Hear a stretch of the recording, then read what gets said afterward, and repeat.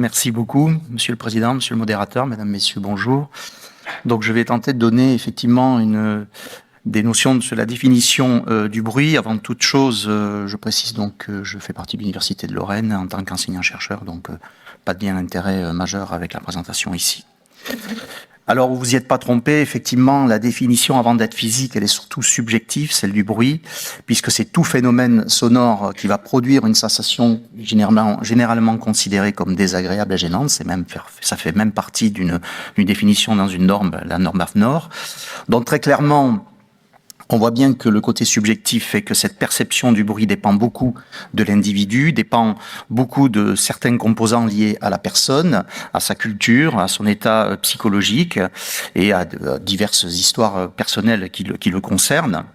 Et puis, effectivement, d'un point de vue physique, il y a des définitions sur des références bibliographiques de base où on dit que le bruit est considéré comme un ensemble de sons qui se produisent en dehors de toute harmonie régulière. On parle de l'opposition face à la musique.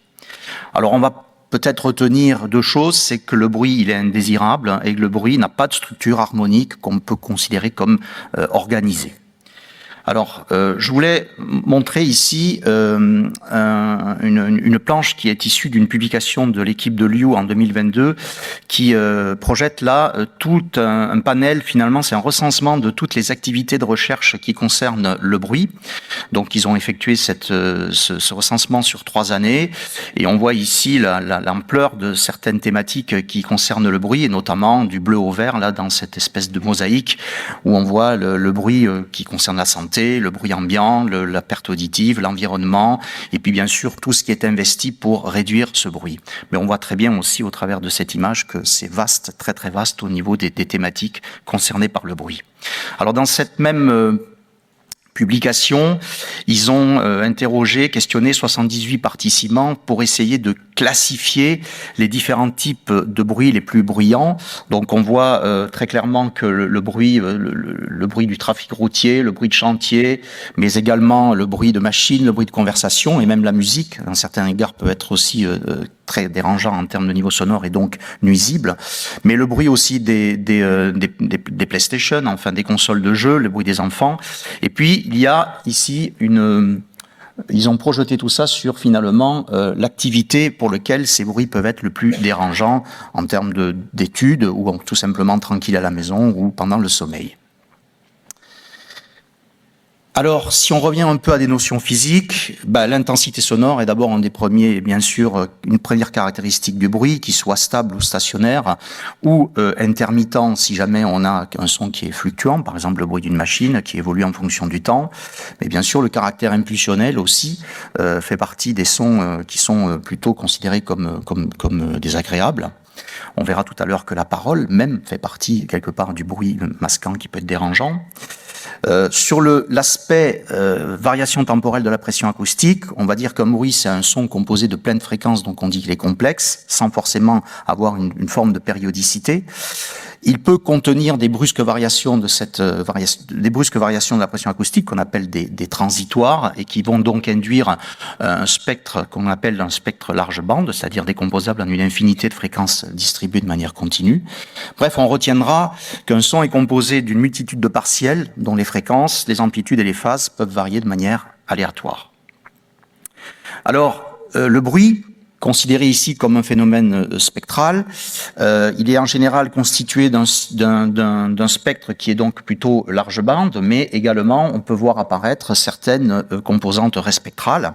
Donc je vais essayer de faire écouter ici des bruits pas très longs, comme ça on ne sera pas...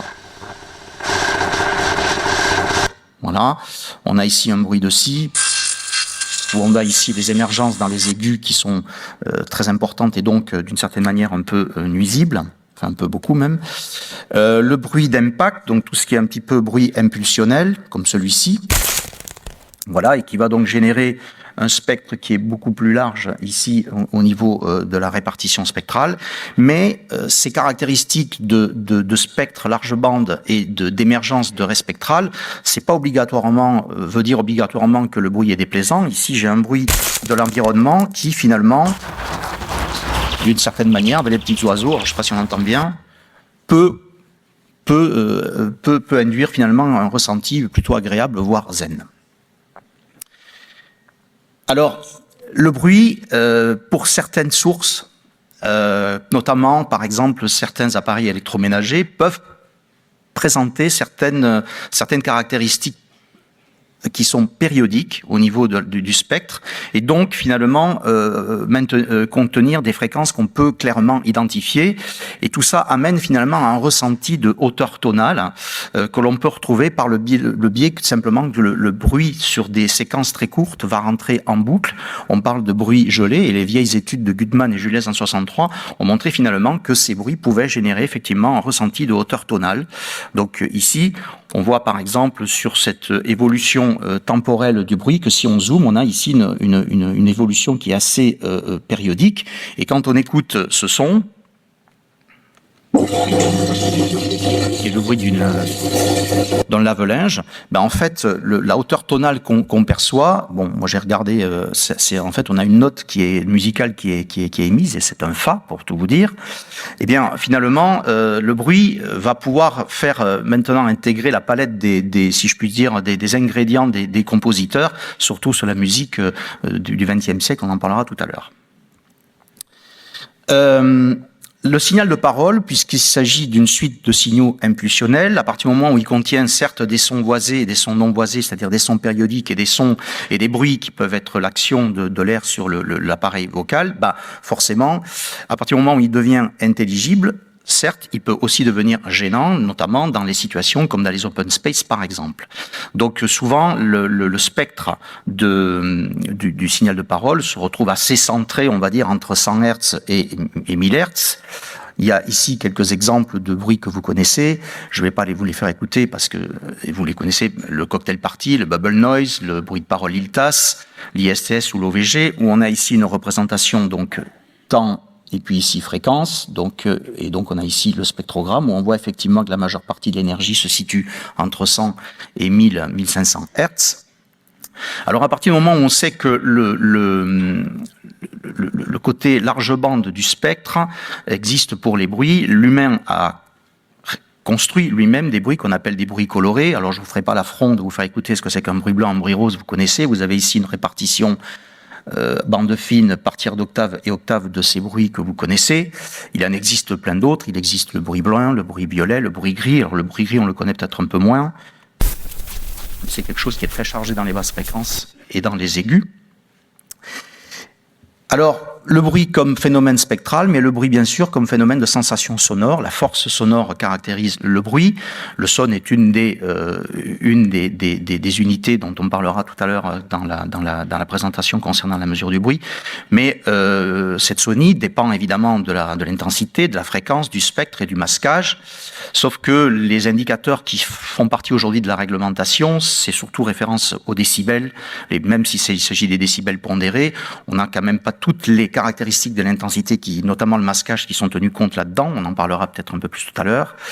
Et là, donc, vous avez quelques exemples de bruit avec les niveaux sonores associés.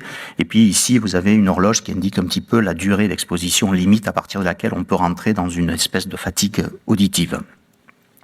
Donc là, c'est une vieille abac de l'INSEE de Norman qui montre ici, en fonction des décibels, la force sonore, les sons, pour quelques exemples de bruit. Alors, j'ai parlé un peu de physique, mais j'ai commencé par le côté subjectif, et très clairement, la perception de bruit n'est pas forcément entièrement déterminée par la stimulation, par l'excitation physique, mais fait appel à des processus actifs d'écoute, perceptifs de la personne, de l'auditeur, ses attentes, ses motivations cognitives, mais aussi son état psychologique, où quelqu'un qui est dépressif ou anxieux va tout de suite considérer qu'un bruit est beaucoup plus gênant que quelqu'un d'autre, et parfois même jusqu'à un extrême où le silence peut être encore plus gênant que le bruit d'une certaine manière.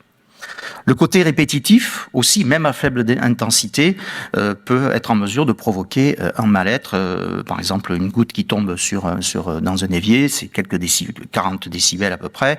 Et ben ça, c'est déjà suffisamment pour pouvoir perturber le sommeil, par exemple.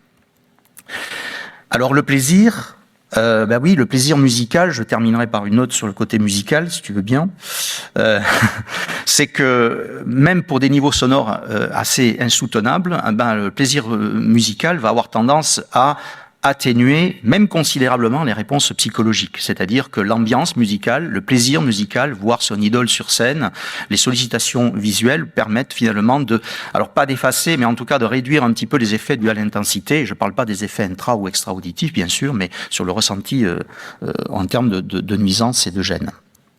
Donc, quelque part, il y a cette notion d'acceptation ou de refus du bruit qui entre aujourd'hui dans notre perception et qui touche effectivement le milieu culturel autour de la personne.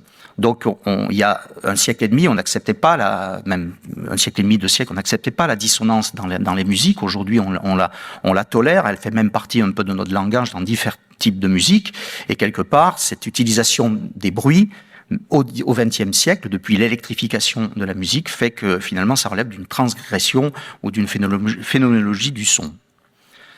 Dans les domaines musique électronique, dans le rock, la distorsion, la saturation est quelque chose de tout à fait utilisé et qui font partie de nos plaisirs musicaux. Donc, la partie bruitée d'un son instrumental fait aujourd'hui partie intégrante de la palette du sonore du compositeur. Alors pour conclure, parce que j'avais 10 minutes, oui, j'y arrive.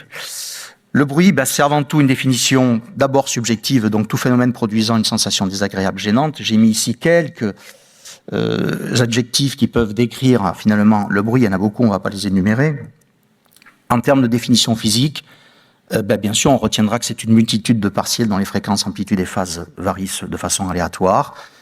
On peut avoir une intensité forte, on peut avoir une intensité faible. Le spectre est plutôt large, avec présence ou pas de raies spectrales non-harmonie. Et puis, le côté répétitif également. Je vous remercie de votre écoute.